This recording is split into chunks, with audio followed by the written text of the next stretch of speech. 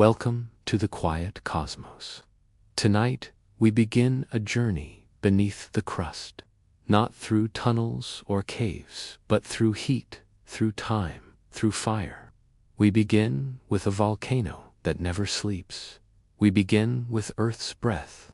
There is a small island off the coast of southern Italy.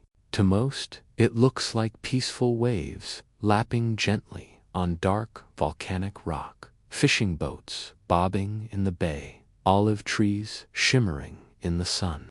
But on this island stands a mountain that is never truly still. Mount Stromboli. The locals call it Edu, or him, as if it were a living being. And perhaps it is, because Stromboli has been erupting almost continuously for over 2,000 years. Imagine that. For longer than the Roman Empire ruled, longer than Christianity, Islam, or Buddhism reached the world's corners, longer than the languages we speak today, this mountain has been speaking its own language. A slow rumble, a quiet boom, a flicker of red in the night. It is not violent, not explosive. Its eruptions are like breathing. Small gas bubbles rising through molten rock, bursting gently at the summit. Some call it the lighthouse of the Mediterranean. Sailors from ancient times to now have seen its glow from sea, a signal in the dark. It is not angry, it is not asleep, it just is. To understand why Stromboli never sleeps, we must go deeper, far deeper than its summit. We must go beneath the crust, to the mantle, the outer core, the inner core, to the very heart of the earth. Imagine holding a peach in your hand. Its skin is thin, just like Earth's crust. Beneath is the juicy flesh, the mantle, flowing slowly like hot caramel, and at the center, the hard, burning core, solid iron, 10,000 degrees Fahrenheit, as hot as the surface of the sun. This is not a metaphor.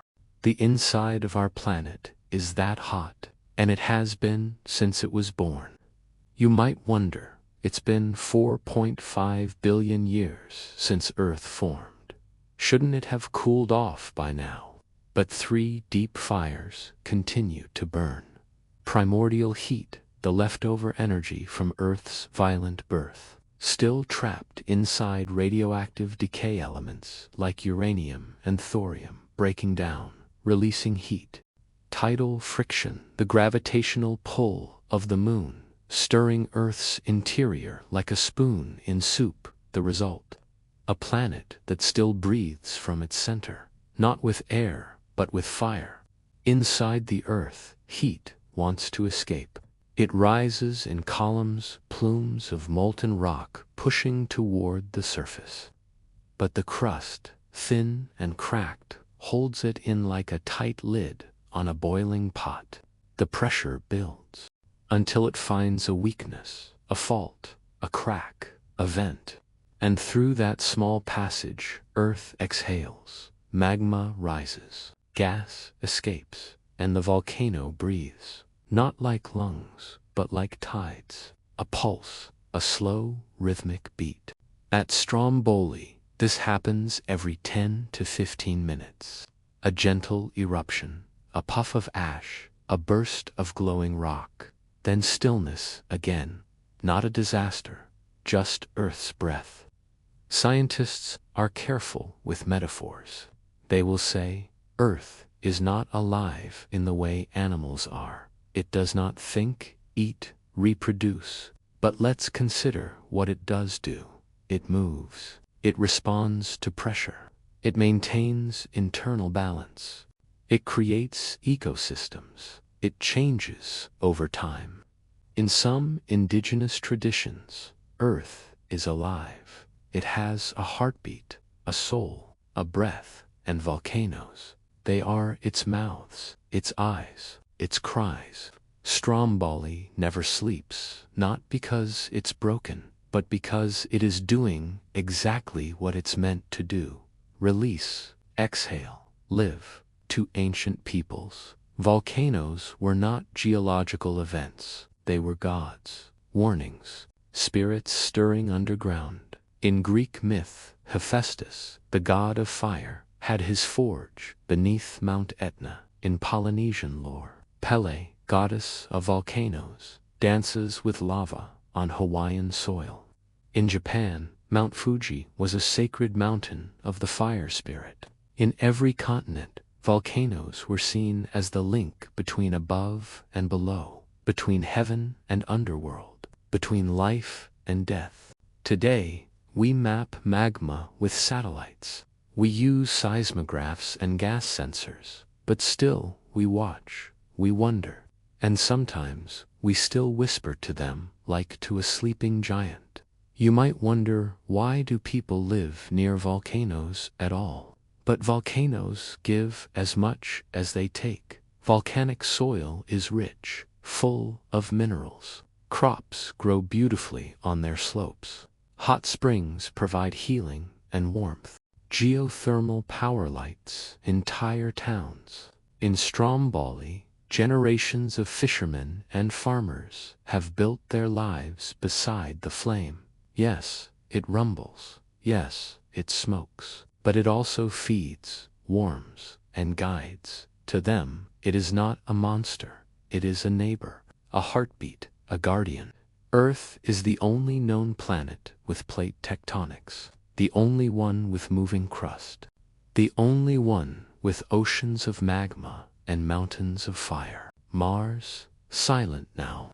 Venus, covered in old volcanoes, frozen in time. But Earth is still in motion, still alive, and Stromboli glowing softly in the Mediterranean night is a quiet signal that the planet's breath has not stopped. As you lie in bed, listening to this, volcanoes continue to erupt. Deep beneath the ocean, black smokers rise. Under the crust, magma swirls slowly like honey. Gas rises, rocks melt, mountains shift. The earth is never still, but not in a violent way, in a breathing way, a resting way, like a giant, ancient being, sighing gently in its sleep, and you are resting on its chest. Thank you for exploring with the quiet cosmos. If you found wonder in the fire beneath your feet, if you felt a little smaller but a little more connected, please subscribe. Let this be the first of many journeys we take together into the quiet, the cosmic, the mysterious. Until next time, sleep well. And remember, the earth is always breathing. A quiet silhouette of Earth, softly rotating in the darkness of space. The crust slowly peels away in animated layers, revealing glowing currents, magma, and a burning core. A slow breath rises beneath the surface dot. From where we stand, the world feels solid. The ground beneath us is dependable. It doesn't pulse, it doesn't whisper, it doesn't breathe, or so we think. We walk across sidewalks and mountains and cities built on concrete, and yet everything under our feet is moving. Not fast, not loud, but always. You're standing on a thin, cracked shell, and beneath it, fire swirls, heat rises, stone flows like honey. What we call the crust, the ground beneath our cities and forests, is not the earth, it is only the skin. Tonight, let us go beneath that skin. If you could slice the earth open like a fruit, you would see 4 distinct layers, each hotter, denser, and more mysterious than the last. Let us travel inward, slowly, the crust, the surface, only 5 to 70 kilometers thick, like the peel of an apple, thin, brittle, cracked, made of cool rock, granite, basalt, sediment. Beneath oceans, the crust is thinnest. Beneath mountains, it is thicker. This is the layer we live on, but it's not even 1% of Earth's volume. The mantle beneath the crust lies the mantle, a layer 2,900 kilometers thick. But it's not solid like stone, not liquid like water. It is something in between. Rock here behaves plastically, meaning it flows slowly over time, like toothpaste under pressure, like glaciers made of heat. Temperatures range from 500 degrees Celsius to over 40 degrees Celsius. This is where convection currents rise slow rivers of hot rock. They are the hidden engines of plate tectonics, earthquakes, and volcanoes. Most of the Earth's volume is mantle, and inside it, the planet is alive. The outer core go deeper still. Now we reach a layer made not of rock, but liquid metal. The outer core, a swirling ocean of molten iron and nickel, spinning thousands of kilometers beneath our feet. Here, heat rises from the inner core, and as this metallic liquid flows, it creates electric currents. These currents generate a field, invisible, protective, vital. The Earth's magnetic shield. It deflects solar radiation. It guides compasses. It allows us to have an atmosphere at all. This magnetic breath is born from fire and motion. The inner corand. Finally, at the center of the Earth, we find a paradox. Amid all the heat and pressure, the inner core is solid, yes, solid, made of compressed iron, hotter than the surface of the sun up to 60 degrees Celsius. And yet, it does not melt. Why? Because of pressure. The weight of the entire Earth pressing inward keeps it frozen in solidity, a glowing iron seed at the heart of the world. It is about the size of the moon, and it may be slowly rotating at a different speed than the rest of the planet. A silent gyroscope, a hidden clock. One of the quietest mysteries is also one of the deepest. Why hasn't Earth cooled down? The answer lies in 3 deep processes. 1. Primordial heat. When Earth formed, it was molten, a chaotic ball of collisions, crushed dust, and cosmic violence. That heat never fully escaped. It still lingers inside. Imagine a fire sealed in stone, burning slowly for billions of years. 2. Radioactive decay elements like uranium, thorium, and potassium deep in the mantle are constantly decaying, releasing energy as they transform. This process powers volcanic systems. It's like having a natural nuclear engine buried inside the Earth. 3. Tidal heating. The moon's gravity pulls on Earth's body. This doesn't just cause ocean tides, it subtly kneads the entire planet. The crust flexes, the mantle twists, and the friction creates more heat. Together, these processes keep Earth warm from the inside out. Unlike Mars, which cooled and went still, Earth is still cooking, still moving, still alive. Deep in the mantle, heat causes rock to melt into magma.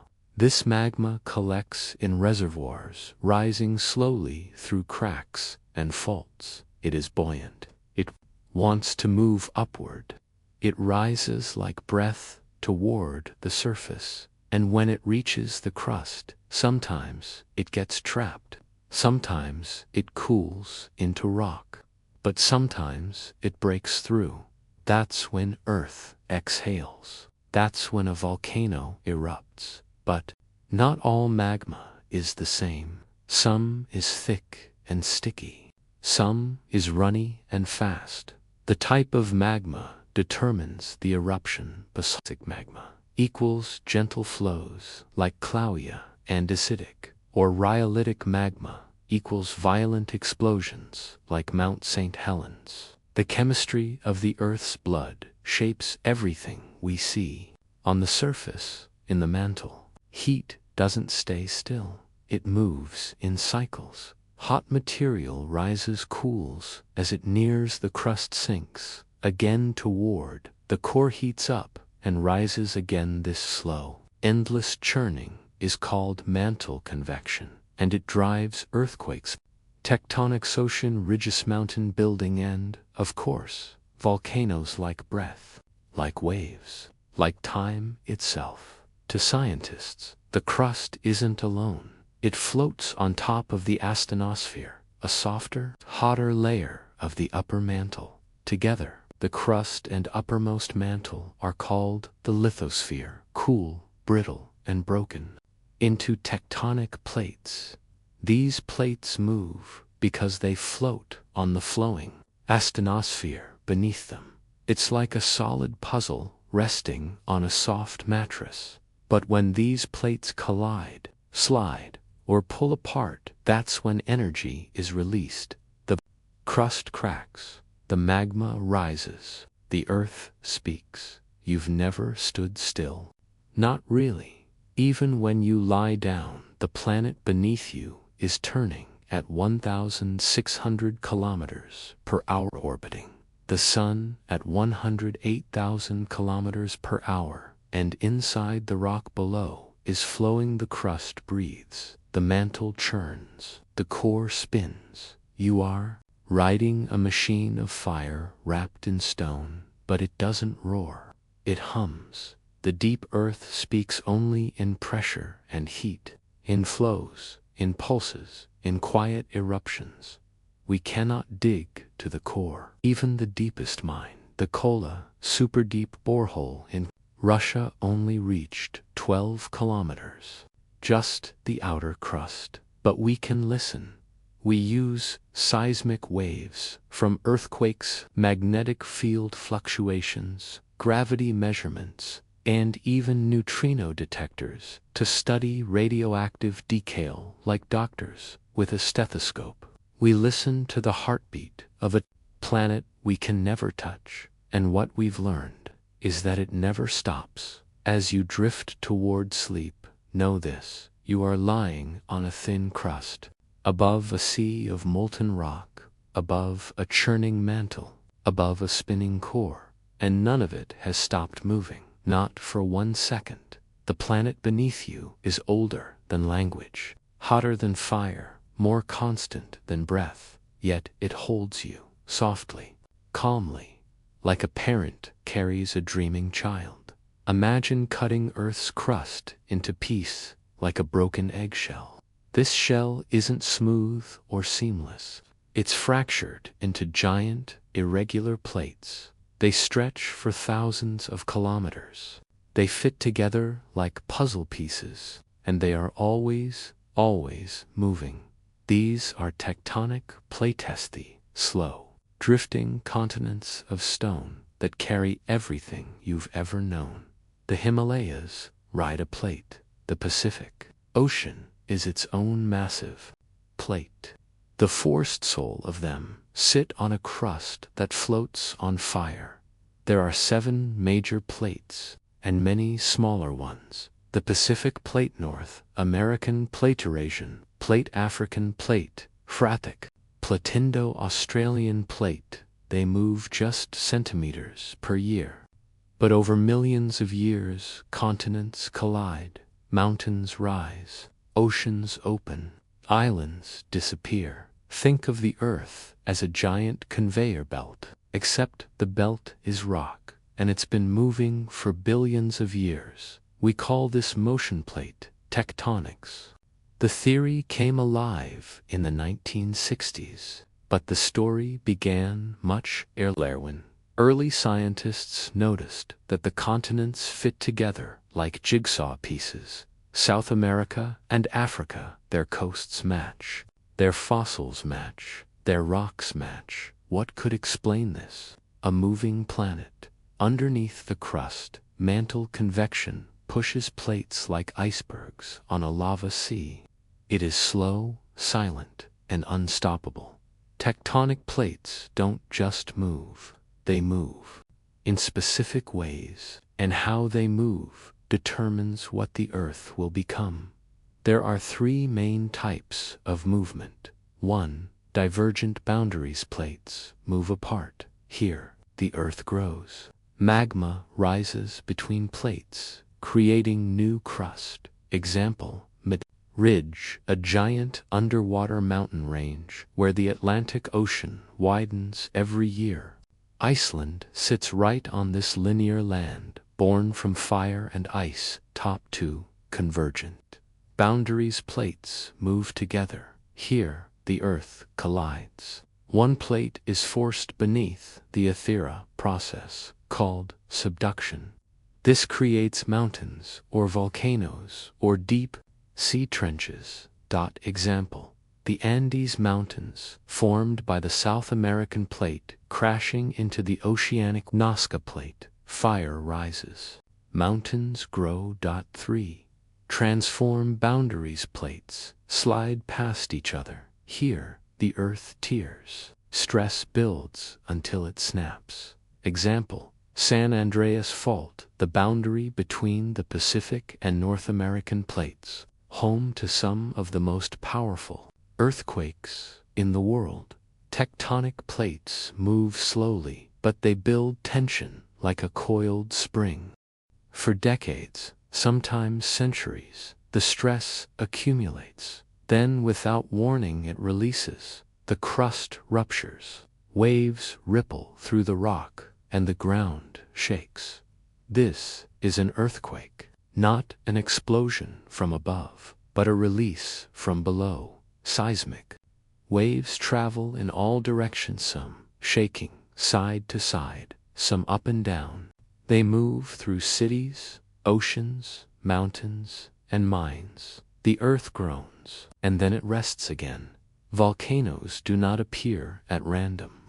They form where plates interact, where the crust is weak, broken, or melting. Let's visit the most volcanic places.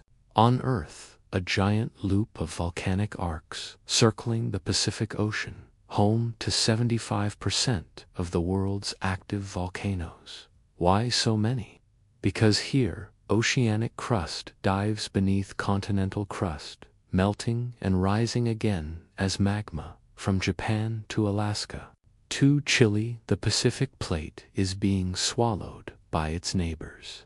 Some volcanoes occur far from plate boundaries. These are hotspots, blooms of superheated mantle that rise straight up through the crust. Example, Hawaiian Islands. The Pacific plate drifts over a stationary hotspot, leaving a trail of volcanoes like molten footprints. The big island of Hawaii is still growing today, fed from deep within the earth, where plates pull apart. Magma fills the gap.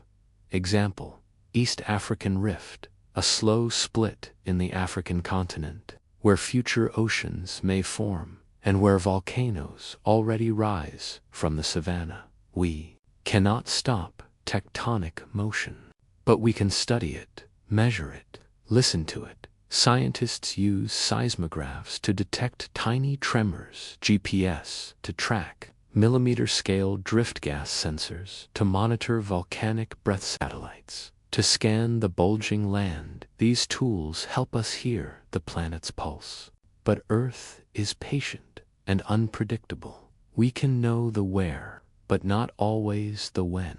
There is poetry in this planet.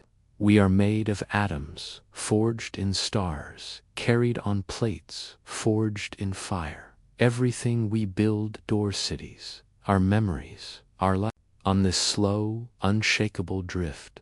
Sometimes we forget, but the earth remembers. Tectonic plates move at the speed of your fingernails growing, a few centimeters per year. It is not fast, it is not loud, but over 1 million years. That's 40 kilometers. Mountains form, continents split, oceans vanish. The world you know is temporary. The deepest forces are the slowest. As you rest, the earth does not. Tectonic plates drift in the dark. Mantle flows beneath you like a hidden tide.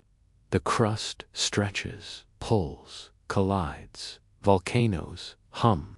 Fault lines breathe, yet it is calm, and it is old, and it is carrying you gently Even as you sleep, you are on a journey, floating on the crust of a glowing planet, drifting across time. The Earth does not erupt in rage. It erupts because it must. Because deep within its crust, something has been waiting. Something hot, something heavy. They erupt from chambers. Imagine a vault of molten rock buried kilometers beneath the surface. It is not visible. It is always changing. This is the magma chamber, a fiery lung where the earth gathers its breath. A pressure cooker sealed in stone. Some chambers are small, like a lake. Others are vast enough to cover entire cities. They are the hidden hearts of volcanoes, and they are always watching the surface above them. But where does this magma come from? It begins in the mantle, where heat melts rock into a thick, molten soup. But rock doesn't melt easily. It takes heat, pressure, water, lowers the melting point of rock, and when tectonic plates subduct, they drag oceanic crust and water deep into the mantle. This creates the perfect environment, hot, wet, and pressurized. The result, partial melting, a slow oozing of magma from the mantle into the crust. Magma is less dense than the rock around it. So, like a helium balloon in water, it rises, but it doesn't rush. Instead, it collects in chambers, breaks through weaknesses in the crustresses, through fractures and conduits, pushes aside surrounding rock heats, and melts everything in its path. Each movement is slow, sometimes measured in centuries. It is pressure in slow motion, a breath that lasts generations. The magma chamber is not just hot, it is alive with gases, water vapor, carbon dioxide, sulfur. As the magma rises, pressure drops. Gas comes out of solution like bubbles in a shaken soda bottle. But here, those bubbles have nowhere to go. They expand, they press, they demand release, and the chamber begins to bulge. Signs appear. The ground above begins to rise. Earthquakes. Then the rock above the chamber will speak, and when it does, the earth will exhale fire.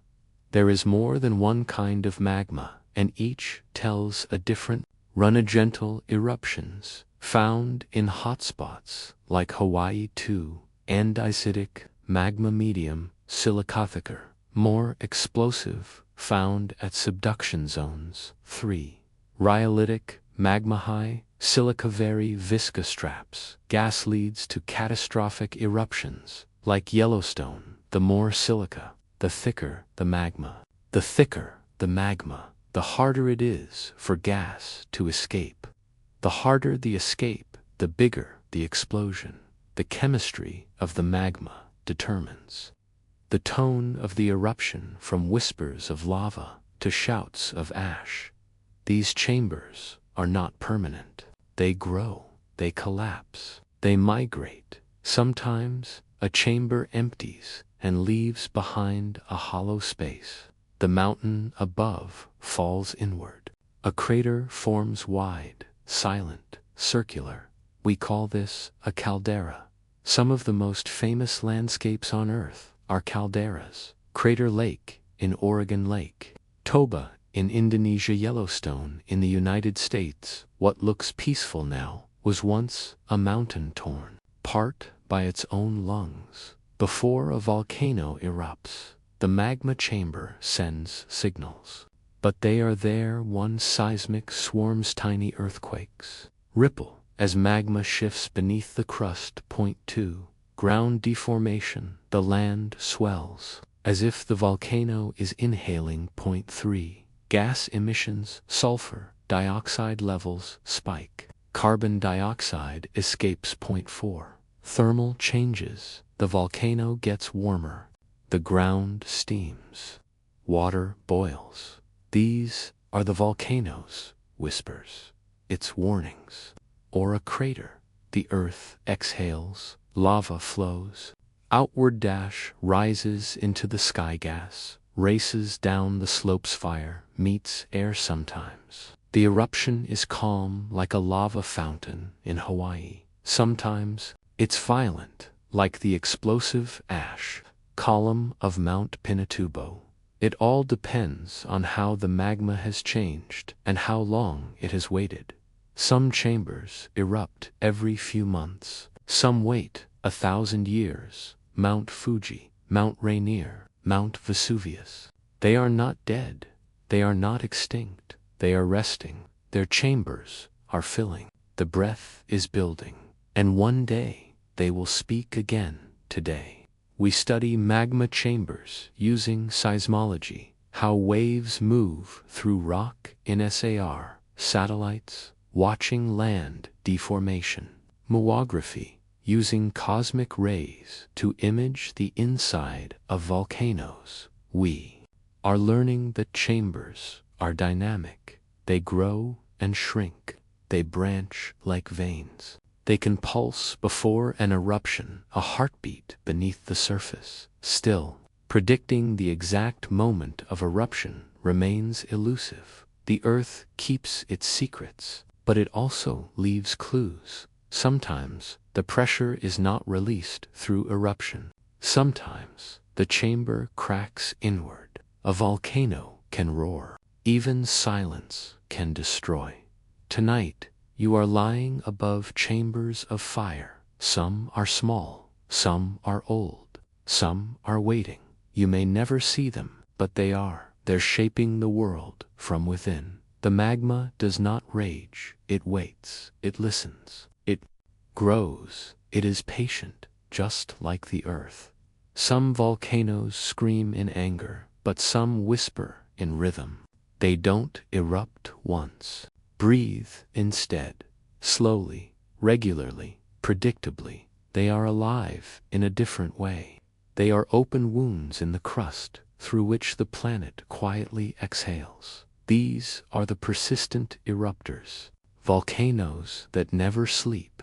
And at the top of this list is a glowing mount in the Mediterranean, Mount Stromboli, off the coast of Italy. Stromboli rises steeply from the Tyrrhenian Sea. It is an island, a village, and a volcano all at once. To the locals, it is simply Idoim, as though it were a person, as though it were a god, and perhaps it is. Because for over 2,000 years, Stromboli has erupted almost continuously.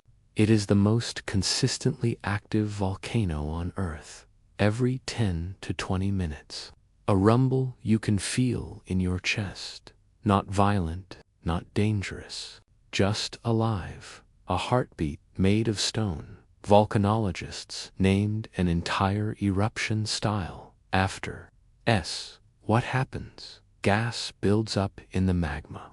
Chamber it coalesces into a large bubble. The bubble rises through the magma. Column it bursts near the surface like a soap bubble made of fire. This process happens again and again, sometimes for decades or centuries without pause. Each eruption lasts seconds, but together they become a continuous rhythm, a volcano that breathes. The key lies in plumbing, not human plumbing, but volcanic. These volcanoes have open conduits to the surface-steady magma supply from deep below viscosity basaltic magma, which flows easily efficient gas release, preventing massive pressure buildup. In short, they are pressure valves for the Earth. They don't trap their fire. They release it slowly, steadily, beautifully. It's not an explosion. It's a conversation across the world, in the heart of the Pacific Ocean, another eternal flame burns Klauia on the big island of Hawaii for centuries. Klauia has been one of the most active volcanoes on Earth. From 1983 to 2018, it erupted continuously for 35 years. But unlike Stromboli's bursts, Klauia often flows. Its eruptions pour lava down the slopes in glowing rivers that reshape the land, that consume and create in equal measure. In Hawaiian culture, Pele is the goddess of volcanoes. She lives in the crater Halema Uma at the summit of Klauia. To the people of Hawaii, Klauia is not destruction, it is transformation, it is creation. New islands are born from her fire, old forests are buried and reborn. The earth writes new coastlines with each flow. Even when the lava destroys a home, it is not with rage, but with purpose. The people rebuild, the land continues. In the Afar Triangle of Ethiopia lies one of the most otherworldly places on earth.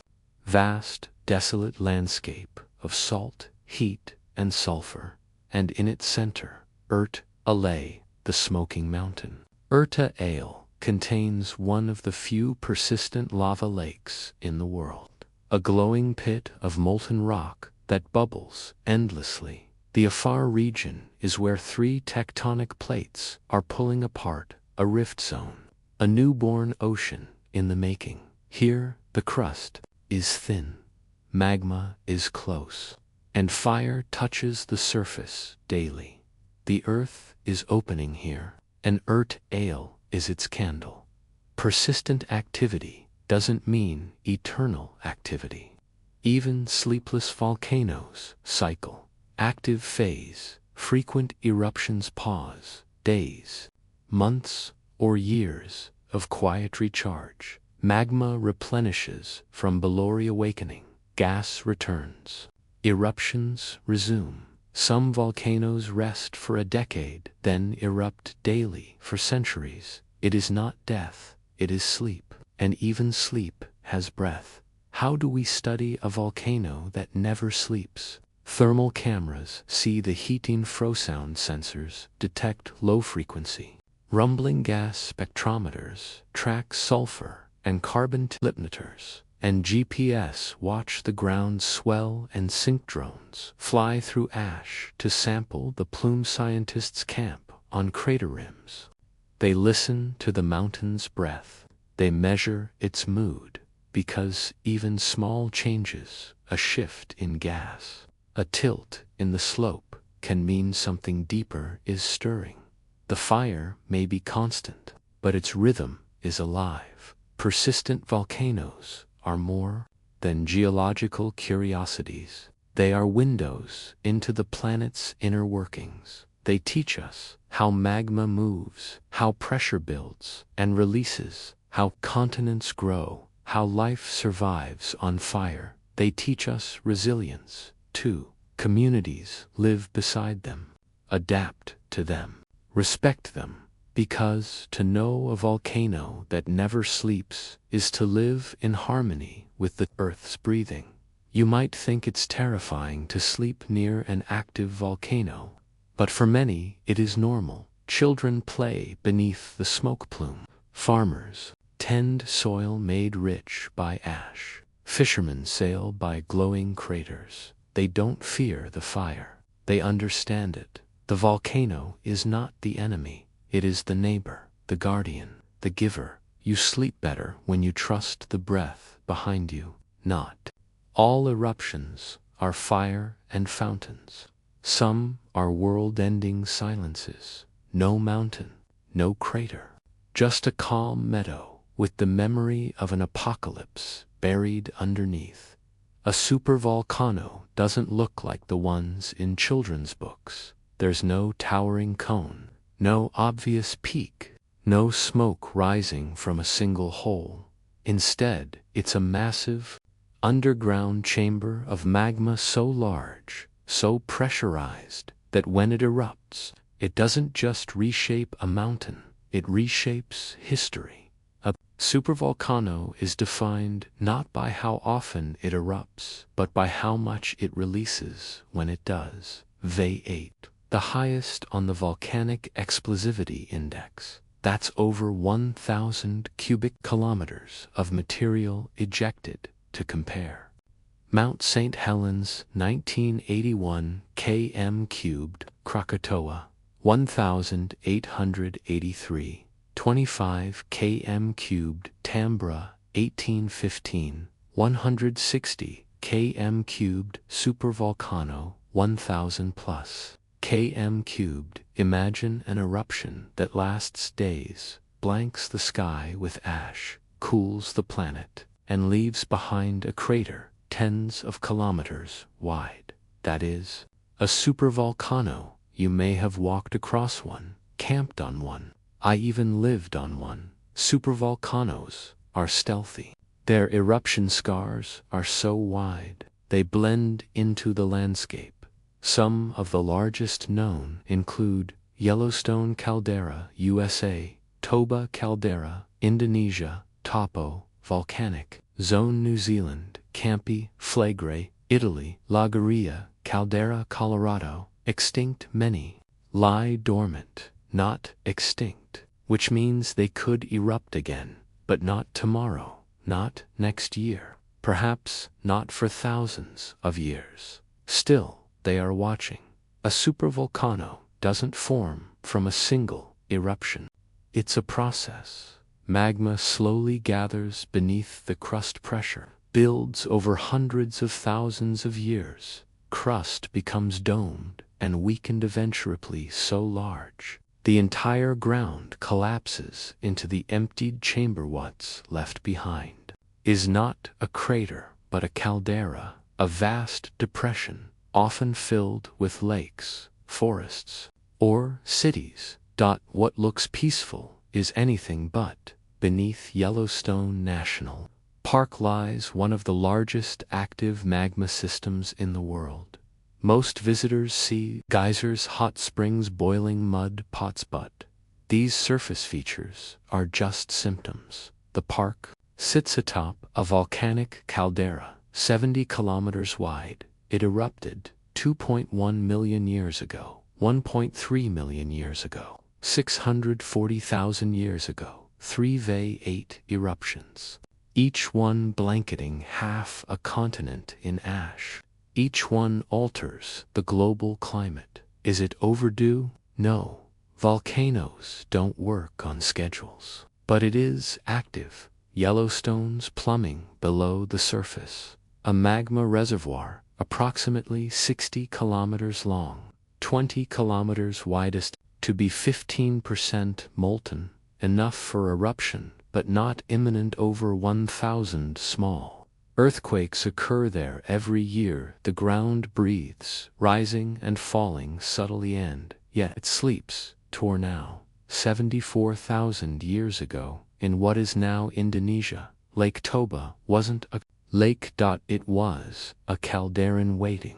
When it erupted, it released 2,800 cubic kilometers of material ash that fell across the Indian Ocean. Global temperature drop of up to 3 to 5 Ki. Volcanic winter that may have lasted years. Some scientists believe it caused a genetic bottleneck in humans, reducing our global population to just a few thousand survivors. Whether true or not, the Toba eruption was the closest we've come to a volcanic extinction event, and now Toba is a peaceful lake. Boats glide quietly, children swim. The water reflects the sky and the silence of a memory that nearly ended us.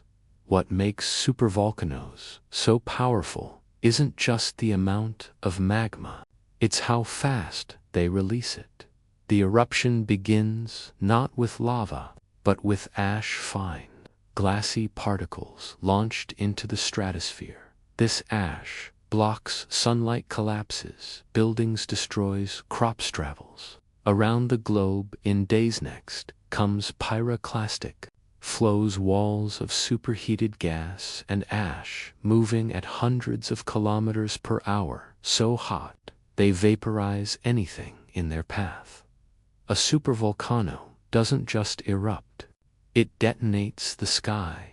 After a supereruption, the consequences stretch beyond geology. Ash and sulfur dioxide enter the stratosphere. They reflect sunlight back into space. The Earth cools.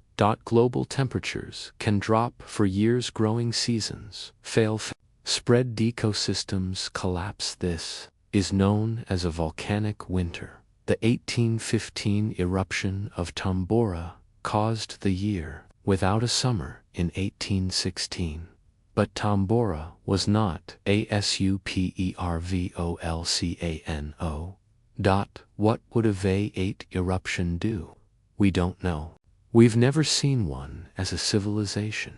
Asterisk, a supervolcano erupting in the modern world could trigger collapse of global agriculture, mass displacement, air travel shutdowns for months, or long-term climate disruption, economic chain reactions, global supply breakdowns, not just locally, globally. Even if no one dies in the blast, millions could suffer from the aftershocks: hunger, disease, displacement, cold, and the worst part, we may get only weeks or months of warning. We're watching. Satellites scan for ground deformation size, detect swarms of tiny earthquakes. Gas monitors track sulfur, and supercomputers simulate magma movement. But these are clues, not guarantees. The more we study supervolcanoes, the more we realize how little we know. They are rare, they are quiet, and they take thousands of years to awaken. But when they do, they change everything. Not with today's technology. Ideas have been proposed: drilling into the magma chamber to release pressure-pumping water to cool the magma, using AI to model early warning signs, but interfering could backfire. The system is too big, too deep, too powerful. It's not a bomb, it's a planetary process. For now, the best defense is observation. There is something humbling about supervolcanoes. They are not just disasters, they are reminders that the Earth is not ours, that we live here by its permission, that our cities are written on paper, laid across a shifting ocean of fire. They remind us of scale, of time, of fragility, and perhaps of how to live wisely within limits. As you lie in bed tonight, you may be hundreds or thousands of kilometers from a supervolcano, but you are still connected to their breath. Their past eruptions shaped your climate. Their ash nourished the soil that grew your food. Their silence gave space for civilizations to bloom. You don't need to fear them, but you should remember them. The world you live in is a story written by fire. Before there is land, there is fire. Before a tree can grow, there must be ash. And long before you set foot on any island, a volcano dreamed it into existence. Beneath our oceans lies the planet's most creative fire. Here, in the dark, magma oozes from the seafloor, spreading, cooling, rising. When the eruptions are slow, they build ridges, long chains of underwater mountains. But sometimes that fire doesn't stop. It builds up, layer upon layer, lava upon lava, until one day the mountain breaks the surface. An island is born, not from erosion, but from construction, not from tearing apart, but from rising up. One of the clearest examples of volcanic creation lives in the Pacific, Hawaii, an archipelago made entirely by fire. Each island a former vent, each beach a cooled eruption. How? Big Island, youngest and still growing in, just offshore. Loei, an underwater volcano, still rising, still unborn. This is not destruction. This is Earth building land from nothing but molten rock. The process is patient, layered, elemental.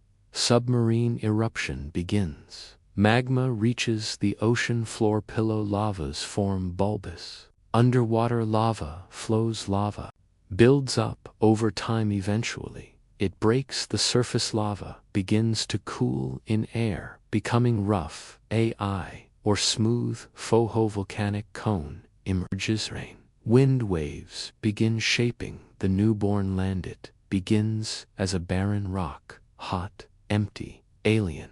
But that won't last. Soon, seeds arrive, carried by birds, by wind, by waves. Tiny plants cling to cracks. Lichens break down stone into soil. Rainwater gathers in crevices. Insects land, birds nest, crabs crawl. And in time, the rock becomes green. It may take hundreds of years, but life is patient. It moves in cycles, not minutes. Some of the lushest places on Earth. Islands are like laboratories of evolution. Cut off, isolated, unique species evolve in ways they never would on the mainland. Consider the Galapagos Islands, created by volcanic hotspots. Island, a Midicon ridge-borne land. Japan, a volcanic arc where mountains rise from trench lines. New Zealand, a mosaic of tectonic uplift. And volcanic origin volcanoes don't just build land, they build ecosystems, worlds within worlds. Each island has its own rules, its own species, its own destiny, and it all begins with an eruption. Volcanoes do not create once they cycle. Lava destroys forests, ash buries rivers, but the new soil is rich. Heat releases nutrient. Seeds germinate in the wake of destruction. Take Krakatoa. In 1883.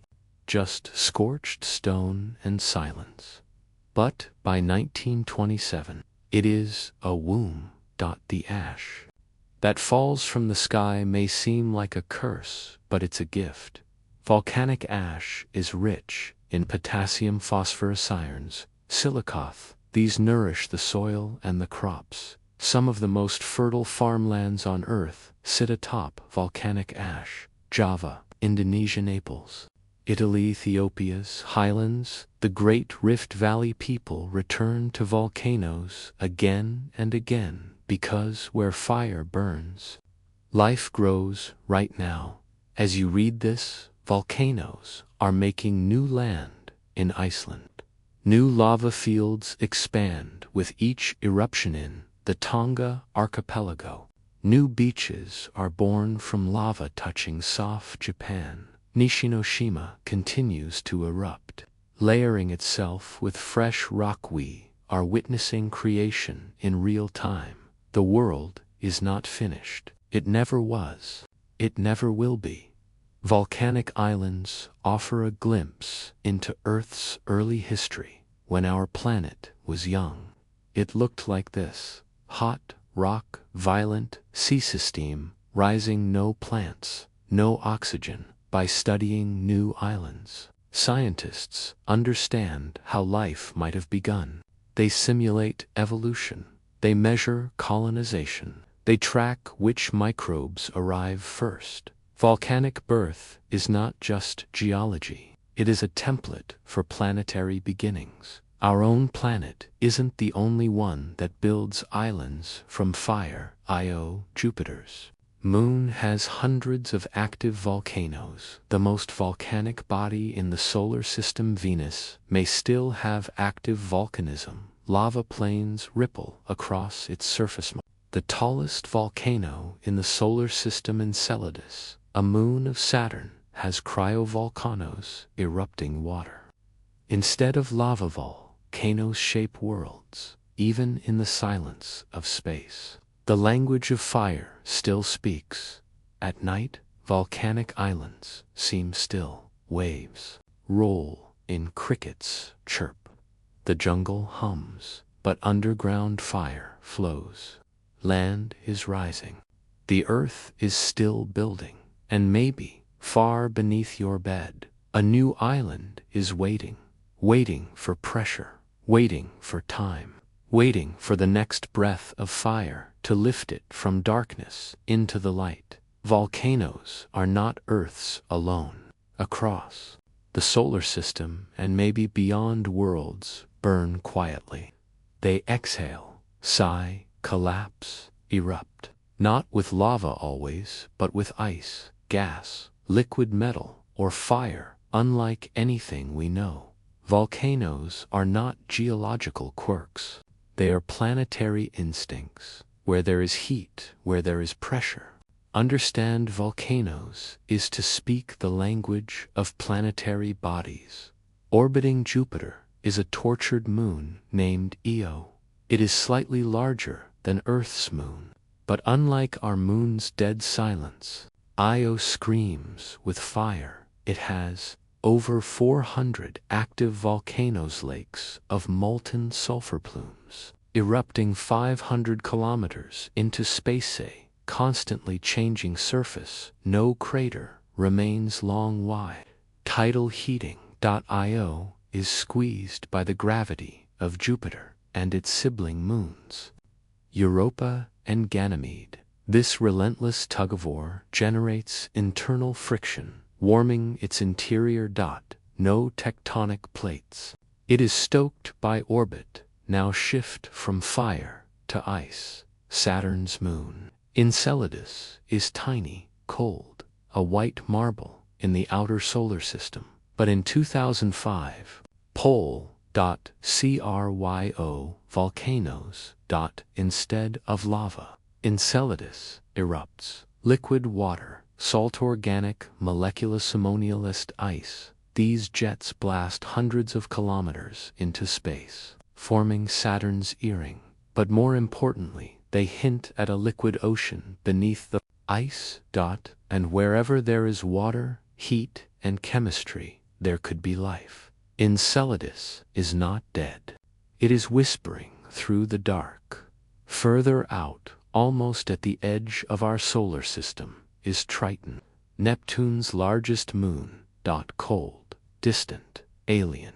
And yet Voyager 2 revealed something impossible. Geysers of nitrogen gas, erupting from below the streaks, hundreds of kilometers long, painted across its icy plains. These are cryovolcanoes, too, but driven by sunlight.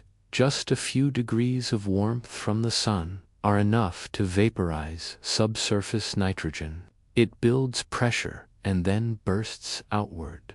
In thin jets, Triton has seasons. Triton has heat. Triton may even have subsurface oceans. A frozen world that still breathes. Closer to home lies a different mystery. Venus, it is nearly Earth's twin in size.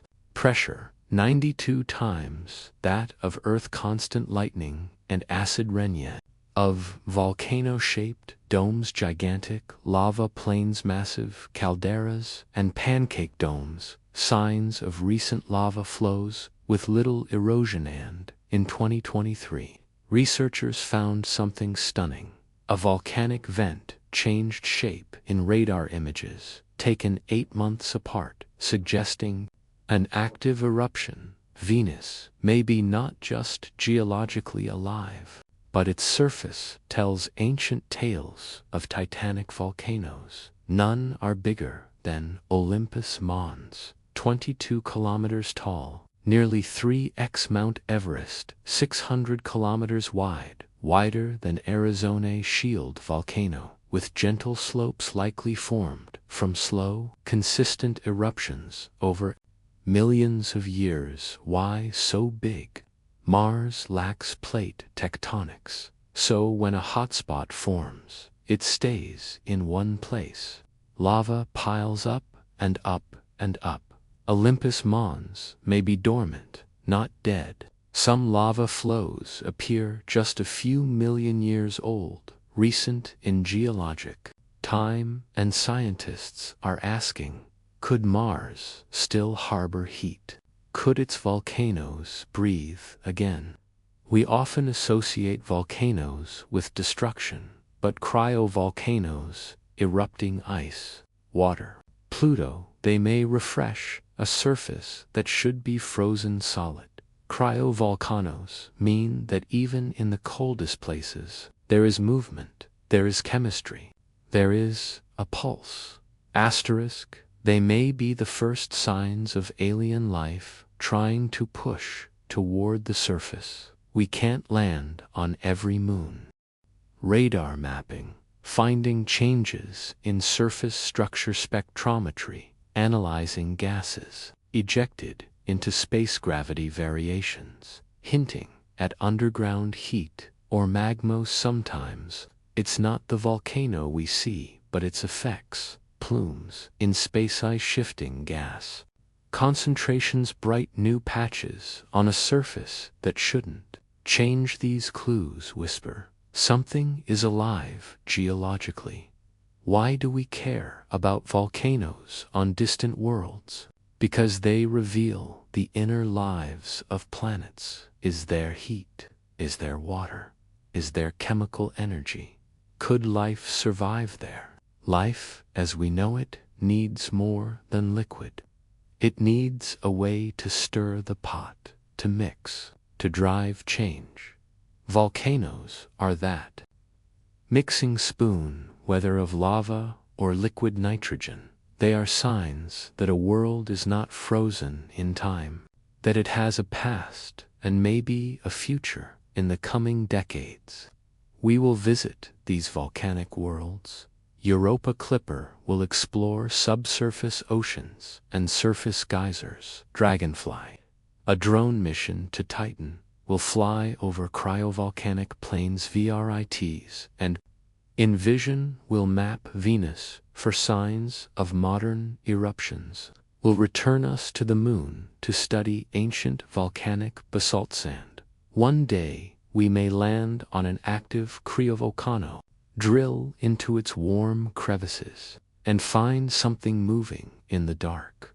A molecule, a microbe, a whisper of life, all delivered by the quiet violence of an alien volcano. Every volcanic world teaches us something new. Io teaches us about tidal heat.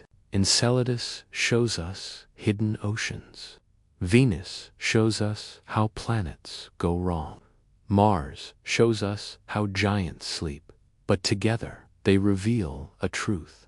Volcanoes are universal. They are not exceptions. They are the rule. And in every fire, every icy jet, every sulfur plume, there is a story waiting to be told. Tonight you sleep under Earth's quiet sky. But above you volcanoes boil on moon-sized cracks on distant planets. Lava flows in the shadows of gas giants. The universe is not silent. It is breathing, stretching, cracking, forming new land beneath alien skies. And somewhere out there, a volcano you'll never see is shaping the future of a world no one's touched.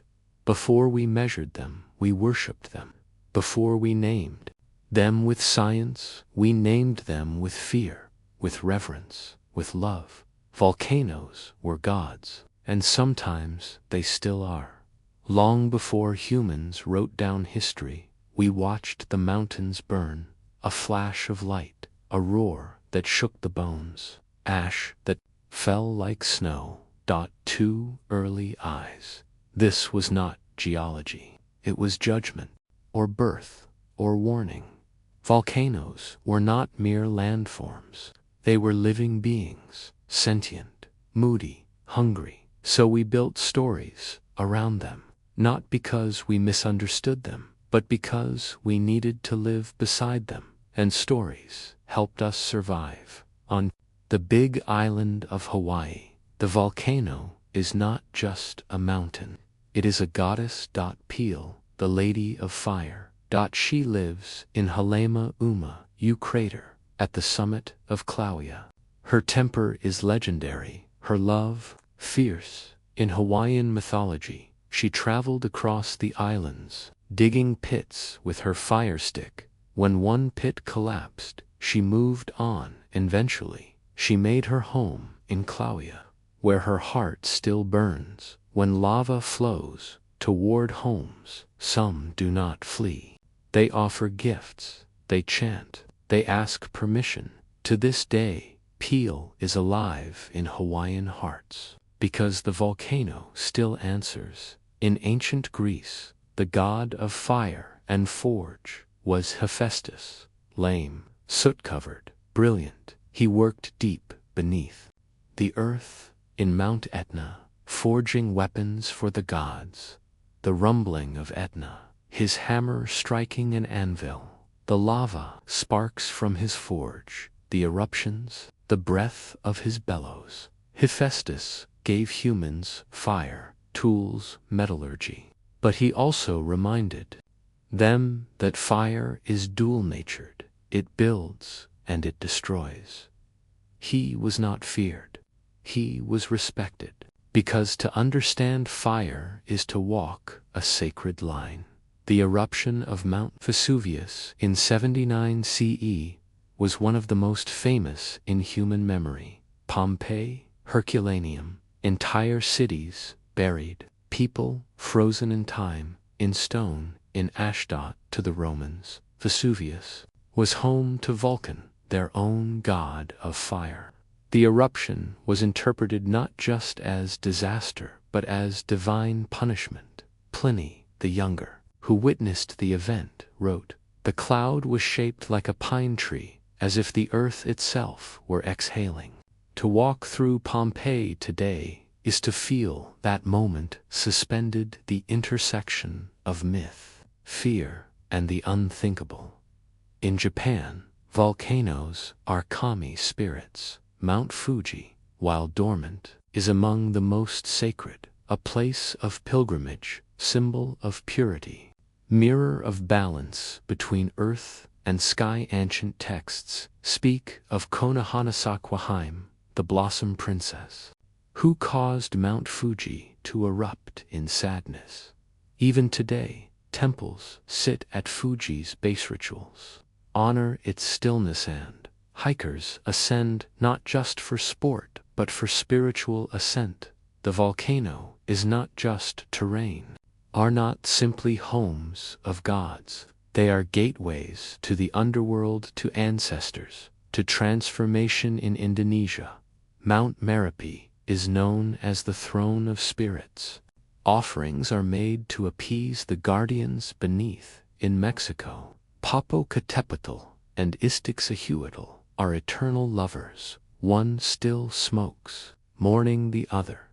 In Maori mythology, volcanoes are warriors, moving, battling, and shaping the land as they fight for love. Across the world, fire is not destruction. It is narrative. A volcano doesn't just erupt. It speaks. To live beside a volcano is to live with ritual, not out of superstition, but survival.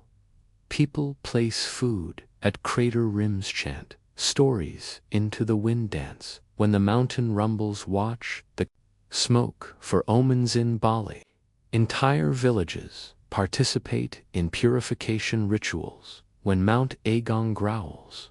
In Ethiopia, tribes near Erta Ale perform ash blessings, honoring the volcano for providing salt, light, heat. And in Iceland, where the ground splits and steams, locals tell tales of Huldafolk, hidden people who live in lava fields. Even now, satellites scan eruptions, but elders still listen to birdsong, watch the color of clouds, and dream the moods of the mountain.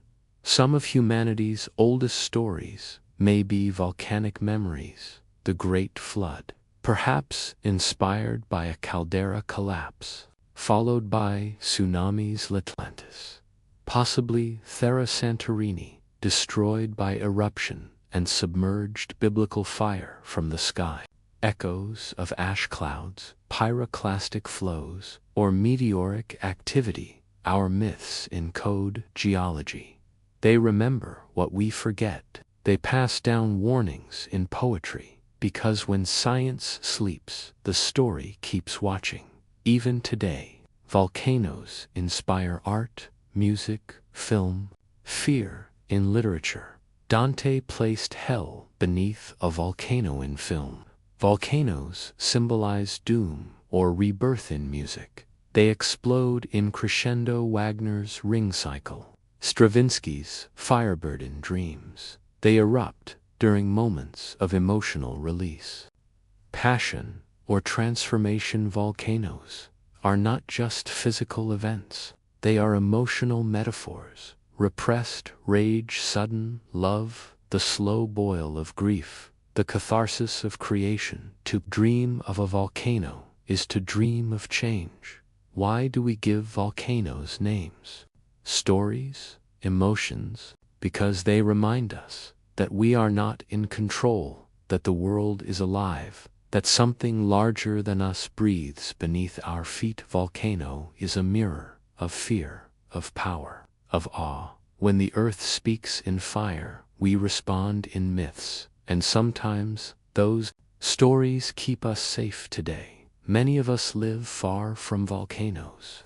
We watch eruptions on screens. We measure in Richter scales and Vey indexes, but millions still live beside fire, not just because they must, but because they choose to.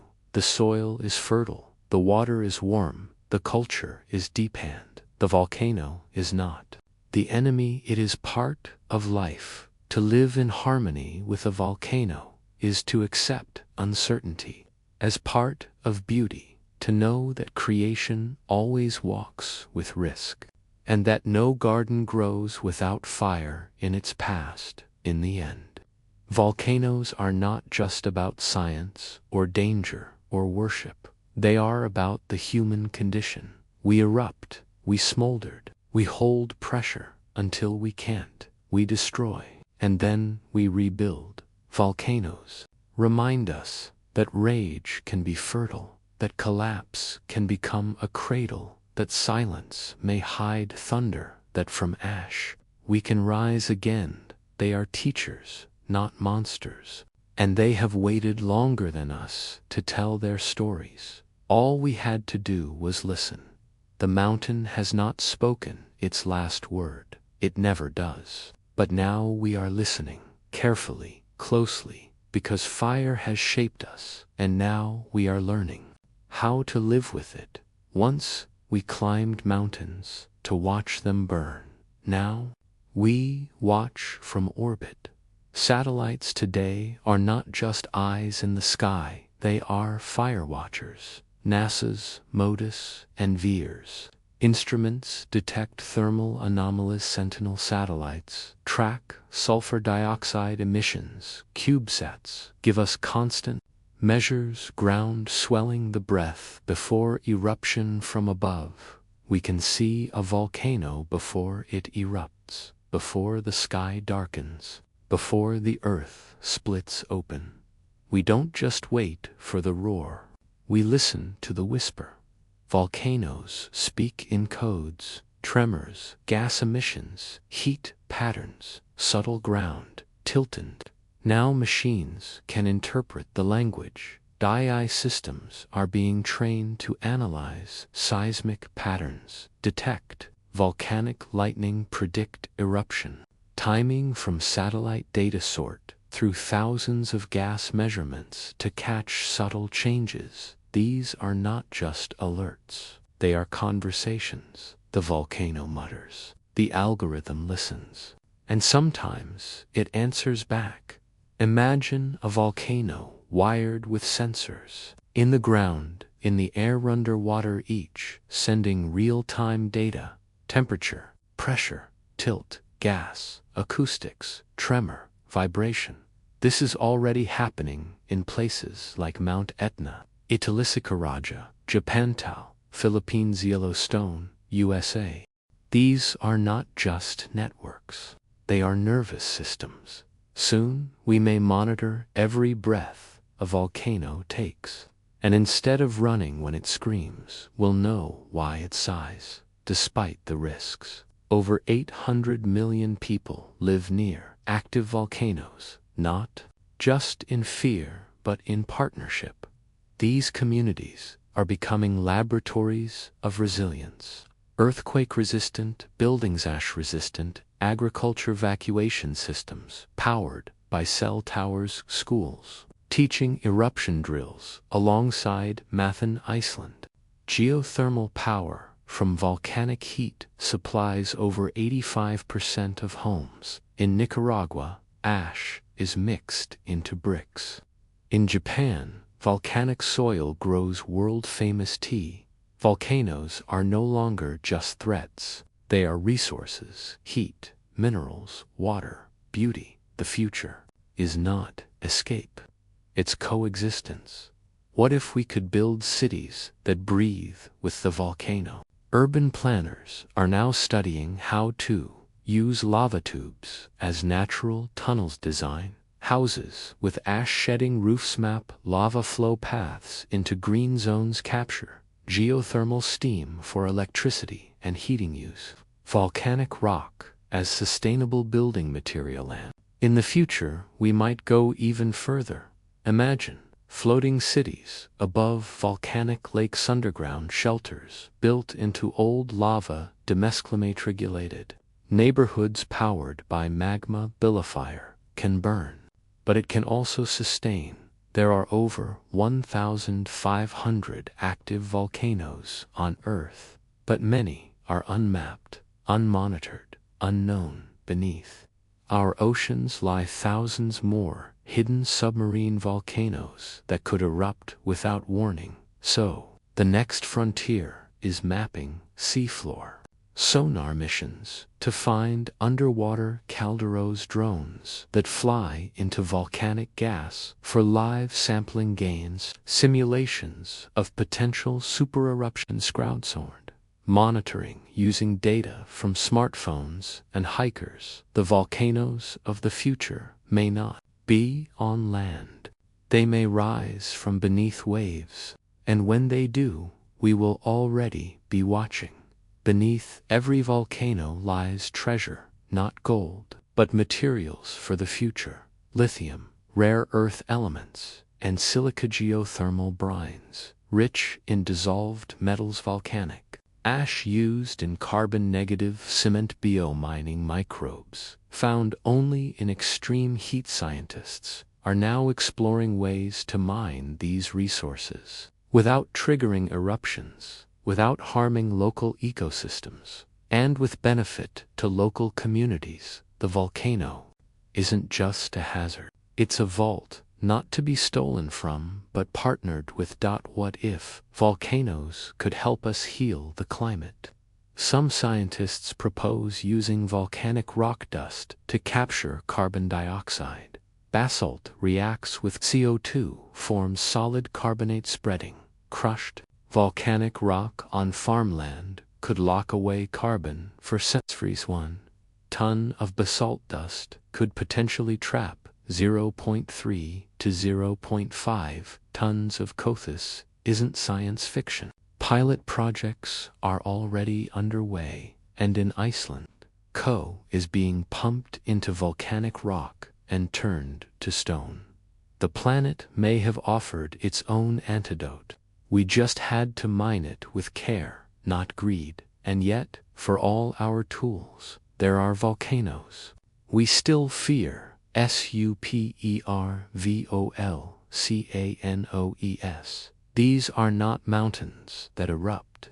They are entire landscapes that collapse. Yellowstone, USA. Toba, Indonesia. Campi Flegrei, Italatopo, New Zealand. A supereruption could lower global temperatures, collapse agriculture, disrupt power, trade, and communication, trigger a global humanitarian crisis. And yet, even here, we plan scenario modeling, global early warning systems, food security, reservest, planetary scale response protocols. The goal is not to stop the volcano. It is to survive it.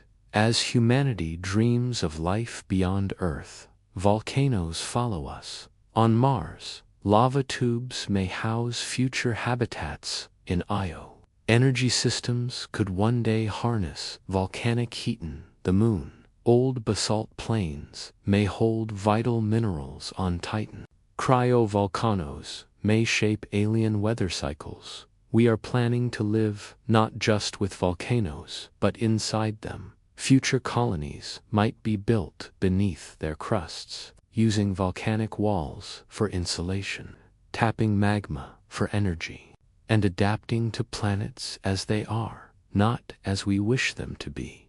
And perhaps the greatest shift is not technological, but philosophical. We are learning not to see volcanoes as enemies, not as monsters, not as punishments, but as partners, as reminders of humility, as teachers of patience, as artists of the land. Fire built this world, and it will keep building. With or without us, our choice is simple. Do we live in fear of the mountain's next breath, or do we learn its rhythm and breathe with it? Even as you sleep, satellites orbit, seismographs tick, gas sensors twitch. Somewhere, a plume rises silently, beautifully, inevitably. The volcano is never done. It waits, it watches, and it reminds us that the earth is alive, that change is always possible, and that sometimes the very things we fear are the things that shaped us. We began this journey under a restless sky, a volcano whispered, and we followed through magma and myth, through islands and algorithms, through the ancient fires and alien shores. We discovered something simple, that to understand volcanoes is to understand our planet, our history, and even ourselves. If this story calmed you, sparked curiosity, or offered a sense of quiet awe, then let it stay with you, like the low hum of a sleeping mountain beneath your feet. If you enjoyed this journey through the deep fire and quiet cosmos, consider subscribing, or just coming back, because the quiet cosmos is always awake, even when you're not. Good night, Firewatcher, and sleep safely.